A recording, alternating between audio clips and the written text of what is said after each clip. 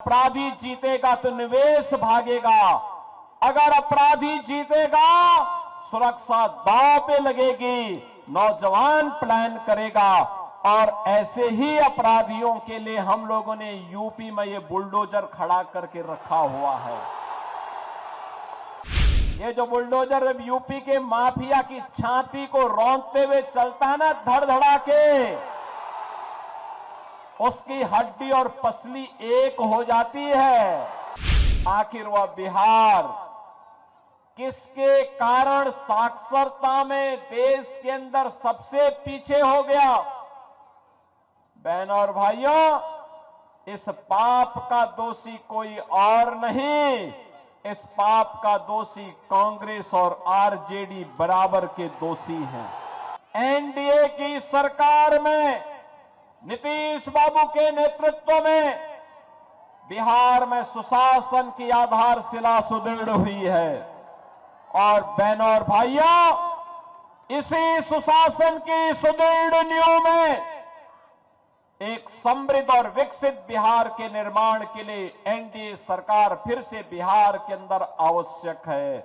और इसी के लिए आज मैं आपसे आह्वान करने के लिए आया हूं।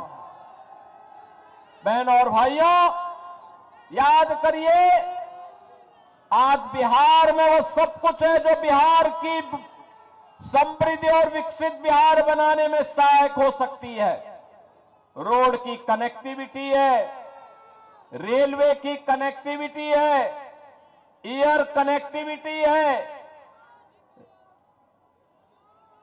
इनलैंड वाटरवे की कनेक्टिविटी है, मेट्रो की सुविधा है।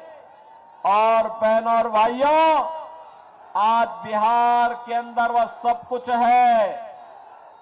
आप याद करिए, एनआईटी है, आईआईटी है, आईआईएम है, एम्स है, इंजीनियरिंग कॉलेजेस की श्रृंखला है। और बिहार के अंदर अब मेडिकल कॉलेजेस की भी एक लंबी श्रृंखला खड़ी हो गई है। बहनों और भाइयों, अब बिहार में अच्छे शिक्षण संस्थान हैं, खुल रहे हैं, निवेश आ रहा है। और निवेश की पहली शर्त है सुरक्षा।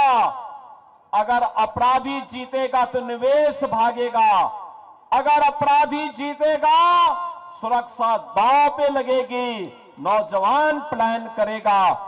और ऐसे ही अपराधियों के लिए हम लोगों ने यूपी में ये बुलडोजर खड़ा करके रखा हुआ है।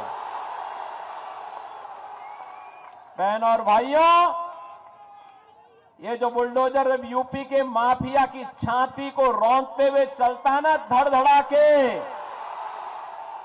उसकी हड्डी और पसली एक हो जाती है। और तभी तो यूपी का माफिया और अपराधी हुआ है पस्त, और नौजवान को रोजगार मिला है तो वह हुआ है मस्त।